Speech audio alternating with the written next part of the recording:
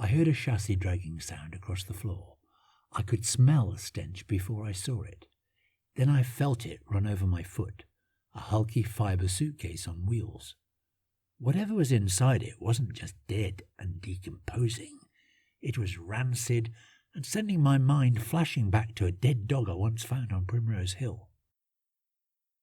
The next thing I knew, the suitcase had fallen open, and hanging out of it, a pig's trot of the length of an arm was leaving a trail of brown muck as it lopped around a wheel. Next to it, a pair of crimson splash shoes, starred as savagely as they were worn. I didn't exactly know what was going on until Luke shouted from behind the counter. "You know they shouldn't be done outside the abattoir. You got a moving licence for them droons, Mr. Cutts." Now I've heard of projectile vomit before, but I'd never actually seen it. There was another gust of foul air, and then a very grey Bruce crawled out from under the table to begin picking small pieces of carrot from my face. I could barely contain the crisis that was forming in my own stomach. Flowers or no flowers, I wanted to leave the shop, but because the creature standing before me was of such a strange physiognomy, curiosity got the better of me. His face was strong, very strong and aquiline, with a very long narrow jaw and row after row of sharp white teeth, with a high bridge to a pair of very long thin snouts, and peculiarly well-arched nostrils, which he dabbed from time to time with a white lace hanky. His forehead was domed and lofty, with grey-green hair growing scantily around all over it. His eyebrows were massive, almost meeting over the nose with bushy hair that seemed to grow in its own profusion. The tongue lashed around his lips which showed remarkable ruddiness for a creature of the water. His hands, I could see them clearly under the lights, were partially webbed, muscular, and covered with a growth of heavily armoured scales, green-black and shiny. I could feel myself staring at him intensely from behind a newspaper, struck by the stupidity of wonder, before the terror reawoke in my chest like the sudden beating of drums as I looked over the rest of him.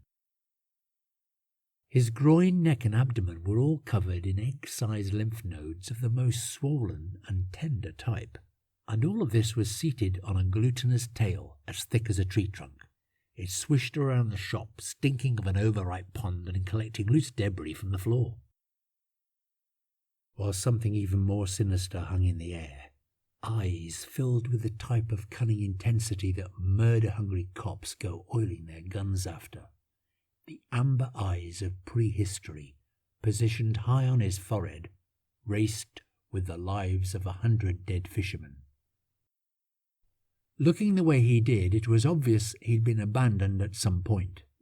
Luke was quick to explain that his mother and father had been captured when he was 8. His teenage years were a smorgasbord of drugs, the local equivalent of alcohol, and a variety of off-kilter sexual obsessions which included raiding women's shops for underwear. Together with other half-reptiles of his pool, he'd become part of an informal society known as the Green Penetrators. Its membership was limited to anyone who killed and had sex with human men and women, and since some of the men and women were every bit as promiscuous as the reptiles pursuing them, it wasn't the most exclusive of organizations. The group revelled in their hedonism, in a place that had long ago waived moral or legal limits. Their philosophy was, with heavy money bags, we swim deep. We yet to do this. Long John was by far the biggest member, one of the coldest creatures I ever met. There will be those of you who have noticed the same devilish indifference in friends who stand around deathly cities, dressed in catalogue trousers and shoes like pigs' noses, their cigarette clamped in a crushing smile, and clearly not the slightest care for whom they're hurting. I'm sure that if you put a gun to Long John's head, his pulse would never break 70. It was the same brazen and carefree nature that had led to the dominance of his chosen profession, stalking. Luke said they wouldn't need any pallbearers at his funeral, just a crane driver for the skip. It was the same dark philosophy that competed with his get-well ethos. I found out later that Luke and Long John had an arrangement. When a rogue dealer began working Luke's zone, he took no chances. This particular dealer was well known for keeping a briefcase of synthetic flowers handcuffed to his wrist.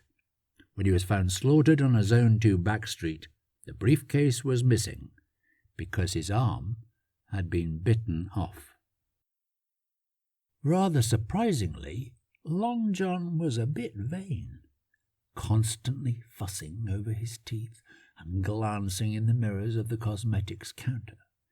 It was strangely touching to see him battle on in this way, waddling his way around the shop, blocking doorways and knocking people out with his foul breath.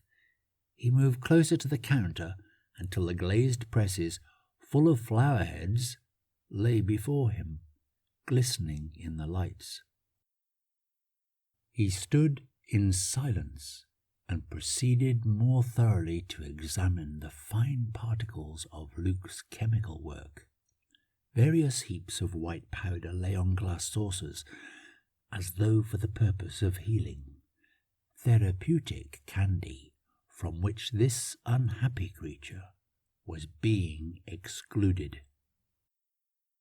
His habit of talking to himself in a low voice grew steadily, and although I listened conscientiously, I could make neither head nor tail of what I was hearing. What was becoming increasingly apparent was that, for the most part, his manner was that of a man suffering under almost unendurable provocation, and as a result, things around him were being crushed, torn, broken in two, and snapped in spasmodic bursts of excitement as he got closer to his favourite potion. All at once he stopped, and for a moment appeared to be executing some sort of dance of triumph. "That's the very same drug I've been after for ages," he said, adding a few silent blasphemies. With a sinuous dive, he swept under Luke's line of sight, his rapturous hands snatching at boxes 3 to a second. Everybody in the shop huddled together like sheep. Hail Mary ran around, violently slamming and locking cabinets. He clutched and clasped at the boxes, and, strange to say, with a carefully manicured claw, stopped to tap down the list of chemical elements, while looking straight at me, or so I thought. When the hitchhikers and hippies look at you, they look up to you. When the rippers look at you, they look down on you. Long John looks you straight in the eyes as an equal, except when he looks at you the way he looked at me, at the space where your heart is. That's when he looks right through you, like a prehistoric bird would, always hungry for something soft and tender. Without warning, he turned and sprang at Bruce, who drew an almighty breath, and with it gave a scream so wild, so ear-piercing, that it will stay with me until my dying day. For a few moments he lay under the table, his eyes mad with terror, and there he stayed, shuddering until the table shook. Long John laughed and carried on with his shopping. I thought I heard a sniff close behind my head as it seemed, and turning, was surprised to see him 20 feet away on the other side of the shop. In another moment he was standing back beside me with his glasses on, reading the label on a box. With another snatch he knocked over a full display of boxes, with one of them spinning full circle and landing neatly in his cloak pocket. When the lid of the suitcase burst open, I could see them clearly. 2 rosy animals grown pale, with flesh fallen away, ravaged by slow physical decay. I didn't know what kind of trouble they'd gotten themselves into, but that was the result. A mating couple mangled and bundled into a case. As Long John wheeled the case upright, I looked through his legs. The male drone's face, what was left of it, was contorted in fear. It must have spotted its attacker, realizing that death was certain, and whilst row after row of prehistoric teeth were tearing into his skull, splitting it from crown to ear, he must have grimaced and stayed that way. I remember wondering whether he'd bitten off the arms and legs before or after the head bite. They lay so awkwardly against its torso. The female droon was lying against the male droon's back, eyes gently closed and mouth slightly ajar, as though in a blissful sleep. Her tiny belly wasn't so well composed. Through what appeared to have been a single bite, a rainbow of entrails spilled onto the male droon's emaciated legs. Time, reeds, and bodily fluids had welded them together in a marriage of the macabre. It was remarkable when I found out how cleverly he planned the attacks. His diary records were immaculate, written with such precise details on how each insane fantasy should be executed. He knew where everyone lived. He would watch from behind the trees. He knew where they enjoyed spending their nights, what they did and didn't like. He even knew the names of the friends they would never see again, because they'd been wrapped in plastic and weighed down with logs in the river. Outstanding and talented students, sorely missed by the school community. Luke shouted over to me. "The Lindholm research people have a saying, you know, life is meat. It explains how they can lose 100 people in an experiment and call it an accident. Hide it from the people. Carry on, business as usual. What ails you today, Mr. Cutts?" With a death warrant written legibly upon his face and words that drifted darkly through the air, he held each body part in turn and delivered his answer with a childlike naivety. "I cannot describe the pain. If I am a master of these sinners, then I am the master of sufferers also. I have a racket in my body. Oh, the dull beating of my heart, the gurgling of my intestines, the cracking of my joints. It's become a phobia to the point that if I'm alone in the hotel room, I must drink so as not to hear it. I can't get to sleep unless I'm dead drunk." As he spoke, a tiny fish jumped out of his pocket. Luke gazed at him fixedly. "So what can I do for you?" "You can do one thing to lighten this darkness. Respect my prescription and find me some flowers, please." "They'll punish you for this, John." I know what you're thinking. I bring myself pleasure and pain in equal measure.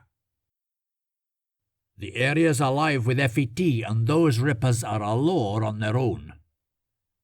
But this was an accident. I can assure you, a terrible accident." "A terrible accident? You're morally insane, man. No morally sane man could commit such pitiful crimes." "It was an accident. I'm not well, Luke." "Is it the purple Glendora?" Luke asked, winding his glasses wider to look closely at a particularly ripe flowerhead. Long John seemed seized with a new vigour. He shut his mouth tight, nodded his head fiercely, and as he shifted his weight from foot to foot, the teeth around his neck rattled for all their previous lives. The more I contemplated what I was looking at, the more convinced I became that I was witnessing the most severe case of cerebral disease in an amphibian ever recorded. Through her veil I could see that Anima had a look in her eye, and the quality of manner that testified to the deep-seated terror of the mind we were all experiencing. She quietly dropped pills into a box. The sound of each one hitting the bottom filled the shop. Gathering my thoughts, I shoved a cigarette into my lips, set it alight, and pulled up my chair to get a closer look at the corpses. Luke slowly put down the task in hand, and without taking his eyes off Mr. Cutts, he reached down to the deepest recess of the cabinet in front of him and pulled out a brown paper sack. With a wooden scoop he began digging out crispy bunches of flowers until they made a whole pile of pungent petals, each one christened with a perfect orange ring around the outer edge, like a blessed iris with a crystallized bronze filament. He didn't weigh them, Without breaking his stare, he just scattered them liberally onto a sheet of greaseproof paper. Mr. Cutts breathed deeply. Through flared nostrils, the wet, shapely jowl shrunk down into a smile. "Ah, the essence of quince, the sacred purple flower." Luke tapped away on his calculator, occasionally inhaling dust from the lid of an ivory snuff-box that had been carved so intricately from the tusk of an elephant and into the shape of a human ear that every turn took his beady eye further into the auricular chamber, and thus to another sniff of bug powder. "Waste not, want not," he said as he tallied up the numbers. "Due to processing costs, tap, tap, tap. That's current recommend retail plus increase, tap, tap, tap, equals... Achoo! New price for delivery today."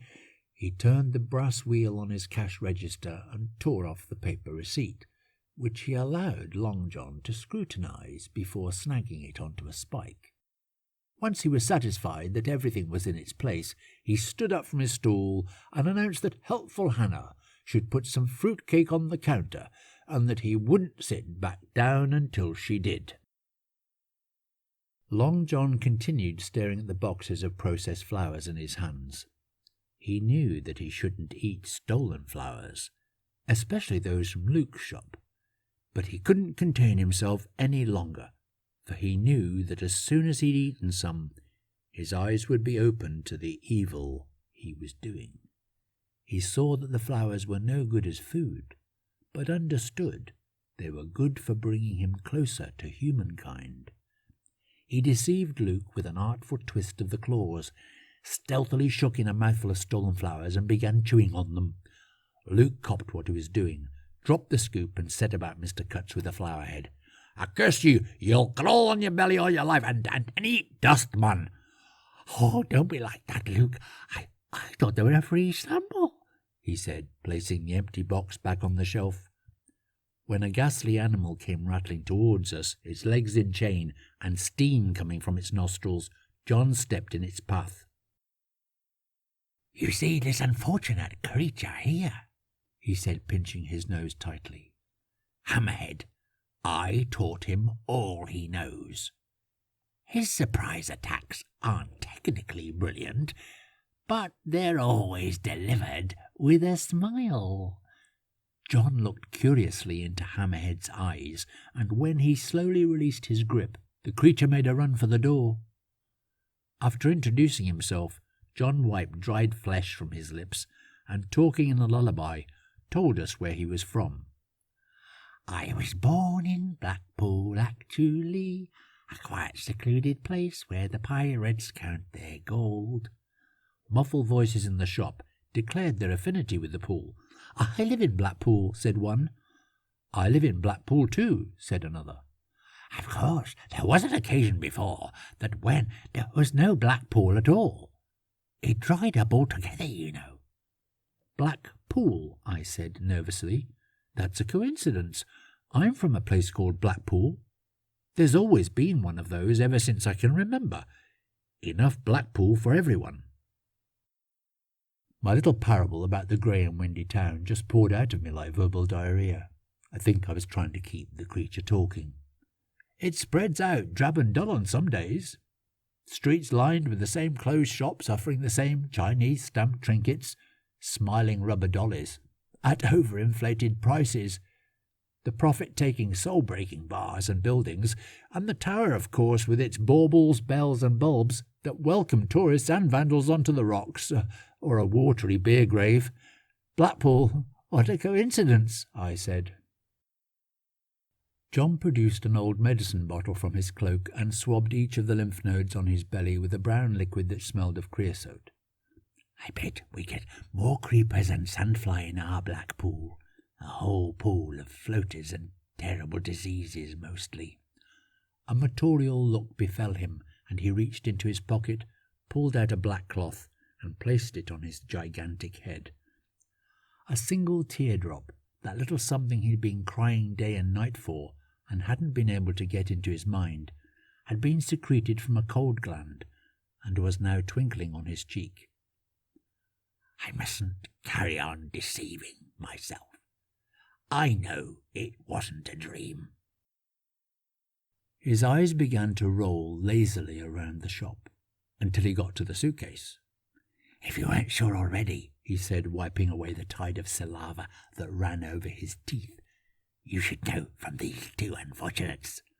And as though he was bringing all of his conscience to bear, he pointed to the case with the claw, and for a moment his eyes closed, not with pain or fatigue, but to allow his eyelashes to collect the tear still balanced on his cheek. He opened his eyes and turned to Luke. "Quick, Doctor, I'm dying. I feel I have only a few minutes. I must get back to the pool, and I must have something before my crushed brain dies. Thank you, sir." A forked tongue flicked around in front of him, busily sampling the air. The final calculations as to cost and terms were made by Hail Mary, a petite young woman with a slightly devious streak that lay hidden under her black hijab. It came with the territory. When asked for flowers, she would always take the money before setting up the gear. When his script finally hit the counter, Long John postponed all other arrangements, whipped out some metal foil, sprinkled in some leaves, burned his lighter underneath, and began sucking on a long glass straw. What I saw over the following few moments is difficult to set out on paper. I saw what I saw, heard what I heard, and my blood thickened. The deadliest terror was standing right next to us, and as for the moral deprivation the creature unveiled to us, I can't dwell on it too long without being consumed by the horror. With one deep gulp he swallowed the smoke, and his face suddenly became pale. The features began to soften and alter. His head and jaws began to function in the most peculiar way. There was a cry, and he reeled and staggered around like a dead person, returning to the counter from time to time, only to inject his claws into its red timbers. Apparently, Long John Cutts was the result of a forced union between a 240-kilo saltwater crocodile and a southern Etrurian waitress. The union lasted for a quarter of an hour on the damp grass behind Lindholm Research Centre. Afterwards, His Majesty's Centre for Gene Study gave the circus owner 100 centrics while the mother stumbled back to her secure room inside the centre. 6 months later, she died of a fever, shortly after giving birth to a 25-pound male unison. Before she passed away, she said that the boy was to be called John Cutts. The circus had billed the crocodile as the Mighty Cutter, and John, which had been her father's name. It had been around his 10th birthday that his body first changed. His arms and legs would sprout green scales whenever he was near deep water. It was during the summer of his 11th year that he first got the chills, and whilst in the midst of a particularly disabling attack, he bit off the head of a small cat. This made him feel better for a whole month. In the autumn it was a sheep, and for the winter holidays, after taking it to the depths of a lake, he bit the throat of a horse. Moving to the lake had proved to be a bonus, since he didn't have to go too far to find what he wanted. Soon he took a chance and cut the throat of a sleeping fisherman. There were so many people coming to visit what he called his black pool that he could pick and choose the types he wanted to slay. He would wait until dusk when young lovers would come on their late summer night trysts. When he killed the occasional couple, he didn't interfere with them in any way. The thought of that was abhorrent to him. It was only the wonderful act of cutting that made him feel normal. Nothing else came close, except the flowers. His tongue flicked thoughtfully around the table and chairs. Once he was happy with the atmosphere, he removed his cloak, rested his cane against the chair, and sat down. The shop was completely silent, save for the crepitating of his chair and the occasional chink of a dropper bottle. It was most odd watching him going through his pockets.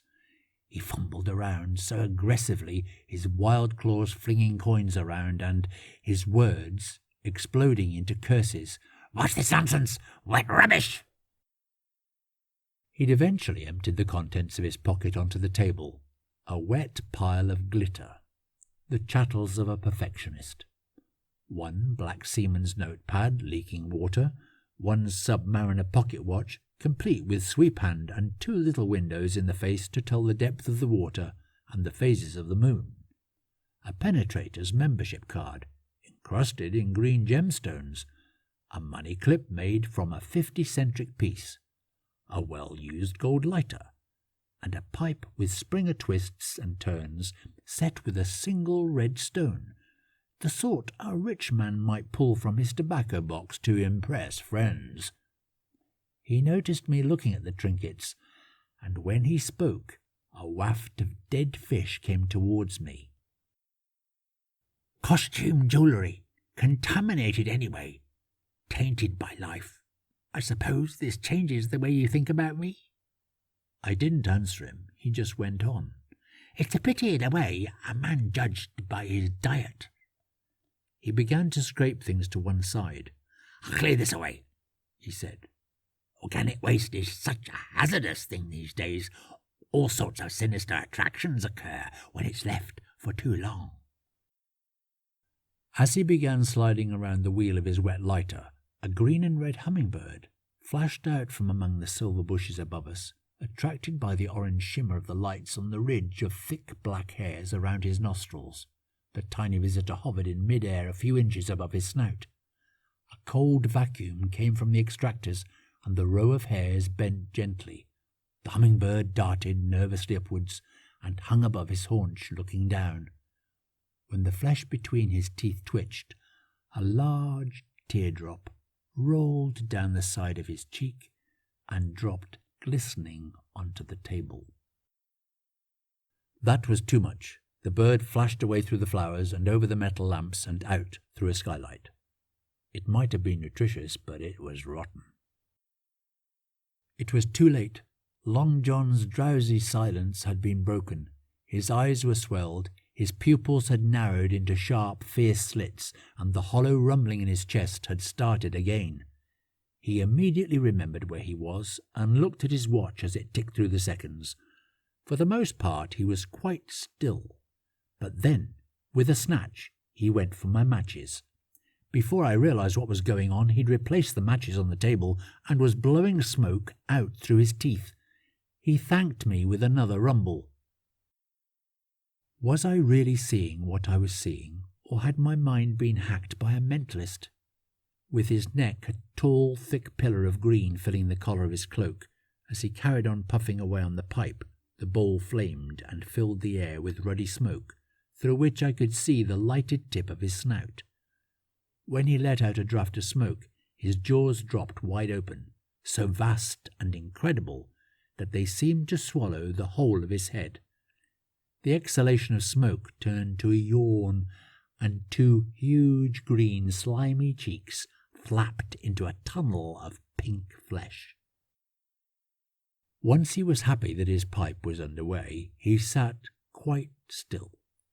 When he leaned forward slightly, his hat dripped water onto his pale skin shoes, and I got a closer look at the thick green hairs that escaped between his laces, the broad scales and the projection of curious horns and tails on his shins standing rigid under the lights. Luke called over to us. "Tell him what you are, John." Going gingerly over the words as one who dreads pitfalls, Long John Cutts explained himself very carefully. "I didn't choose this life," he said, squelching around in his seat. "It was chosen for me. In every part of the land there are beings who live alternatively as humans and animals, borrowing the shapes of predators that plague the hills and lakes. Without my proper meds, I, sir, am one of those beings." "And you come here for the flowers?" and to escape the personalities that fight over me." "Someone's after you?" I asked. "Oh, yes," he said, his shiny claws turning the pages of his pocketbook, his eyes contemptuously scrutinizing the odd signs and symbols. "There are two personalities that contend for my consciousness. I am only half man, you see. There's a fault in the genes. The other half has a code, the code of a killer. With the flowers, the human form comes with ease. I can be lithe and graceful. Sometimes there is pain in the claws as they change to hands, but it's in the brain where the real trouble lies. It's the speed. I'm a little slower, with confusing blind spots and something in the seat of the emotions that stops me from the killing for a while." When he looked up at me, I could see brown speckles swimming around the two vertical pupils of his eyes, and while beads of florid water rolled down his sleeve, he remained staring blankly through me. It was the most uncomfortable position. I wanted to speak, but caught sight of his bright razor-sharp teeth, dripping with saliva. I must have stared for half a minute, struck by the stupidity of wonder, before the terror woke in my chest again. I thought quickly. Should I remark upon his condition, or that the weather was very warm for the time of year? "It's not your fault," I said. "It's not. You're right. I come from a place where the state-programmed insemination is the norm. It's all the king's work." "Work," I said. "Messing with nature. What kind of a king would thrust his loyal subjects into such crass pluralisms?" Mary was more interested in the missing stock. Some of the shelves in the cabinets were completely empty, and what was stranger to my frazzled mind was how they'd gotten under our table. The floor was scattered with boxes, all the property of the shop. I looked at John, his big hood keeping him in the dark as he puffed away on his pipe, and heard Mary's voice coming out from behind the counter, with a rapid ratcheting up of the octaves and interrogative cocking up of the final words to a screech. "John, you've stolen my first aid kits. Bring them back at once, or you know what will happen." He shouted back while kicking the boxes further under the table. "They're not here. They're not anywhere. It wasn't me, and I hope you find them soon." Noticing that I was roused by her scream, he handed me the pipe, and I felt his cold claw touch my hand. "Your nerves are upset," he whispered. "Take a smoke. Just flowers. They'll steady you." As I took a lungful of the heavy flower smoke, he leaned over the table and whispered again. "Boxes unburst are always open to bursting." When he winked, his eyelids with their fringe of green eyelashes drooped drowsily back over his eyes. The wide, wicked lips opened into another jaw-breaking yawn that brought saliva to the table. None of the hubris had registered on his face. The upward slanting pupils were as empty as oil slicks, and his limbs had become inanimate lumps of green meat, while the whiteness that veiled his eyes communicated over the whole of his visage and lent him the drowned, morgish look of the things in his suitcase. As he sucked away on the petals in his pipe, just the lips moved. His voice was low and flat, as though reciting something dull from a book. "Deeply contemplating mortality is, I suspect, the beginning of wisdom.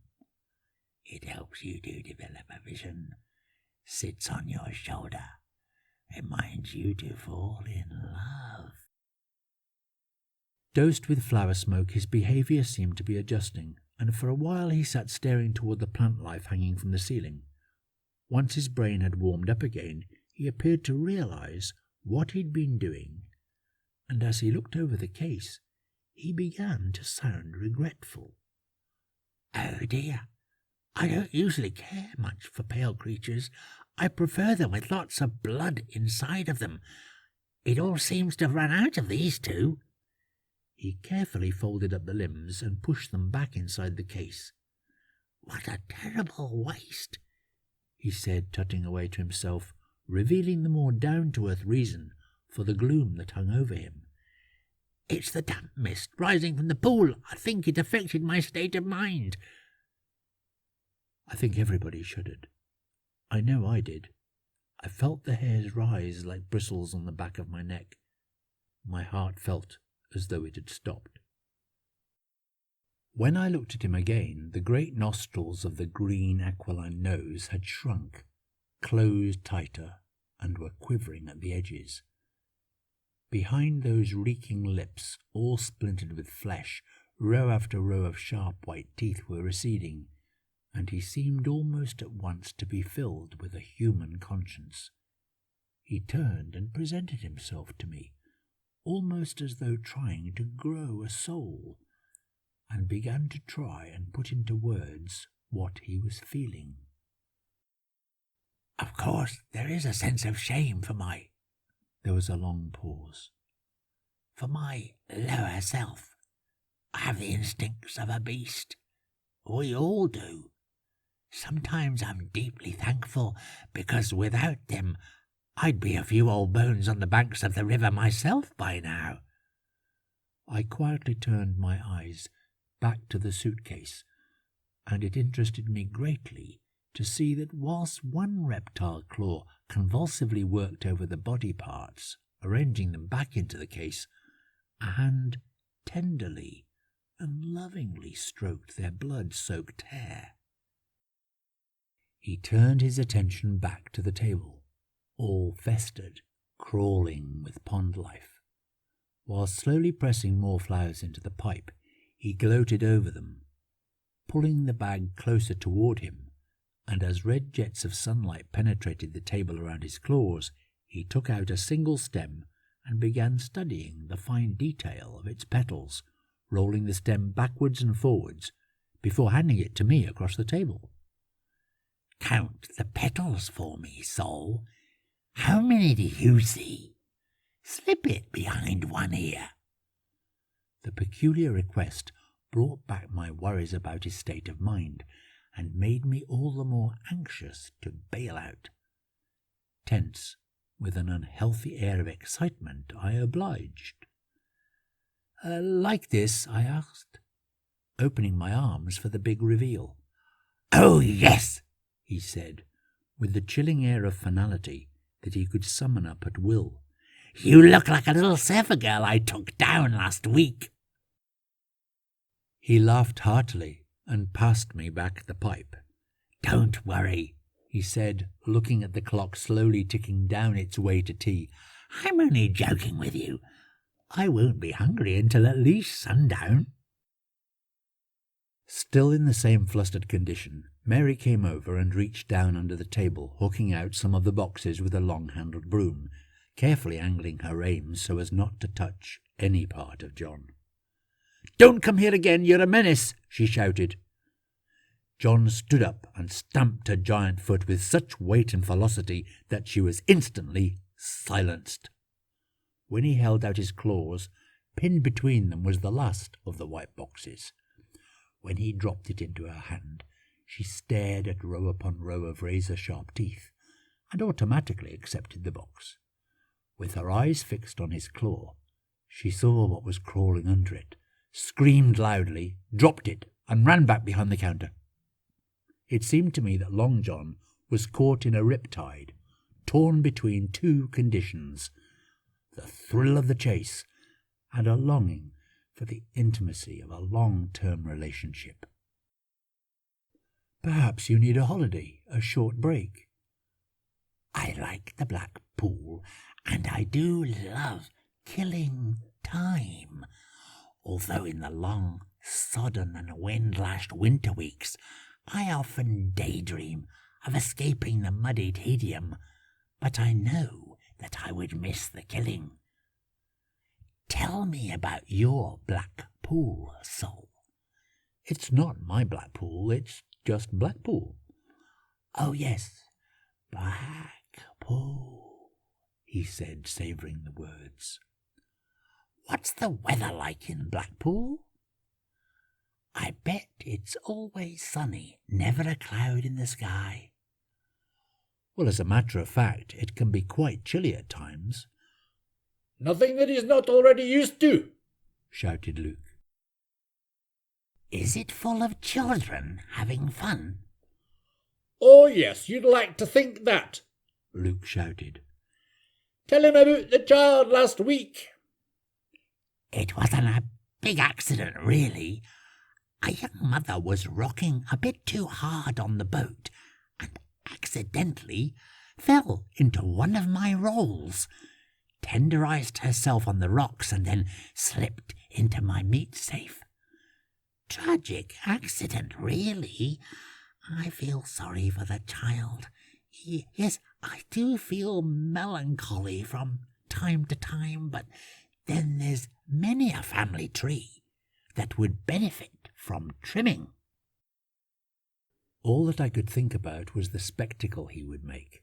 Transported back to my world, his name illuminated in lights on Blackpool's famous mile. Soon he would be the shining star of the tower, living proof of a primitive, scaly race in the Australian outback. In the name of good nature and courtesy, I'd have to keep him dosed on flowers. I'd bill him as the human crocodile, living proof of Darwin's missing link. Luke shouted out. Oh, one of your friends said that you were born into a house of chaos, John. Absolutely not, John said. I was born at the Lindholm Research Centre, fully aware of being, he thought for a while, different. Uturia is a place where people of warm blood should be kept away from the others. Of course, one develops a strong sense of what I prefer to call natural justice. Justice, Luke protested. It's not justice, it's murder. It's not all murder. I've eaten all sorts of people. Sick people, those contemplating suicide, and those with bullet wounds. Who would have paid their medical bills? And what about the time when the mortar hit the hospital? Who was there to pick up the pieces then? So you admit that you're a bulk supplier of death? Luke shouted smugly from behind his glasses. The art of death is only immoral when practised by amateurs. I'm a welcome sight to the blessed dying most of the time. When it comes to that chaotic journey between life and the evermore, I feel like I'm offering directions to help make the journey shorter, less problematic, you might say. That kind of thing must open a man's eyes, I said.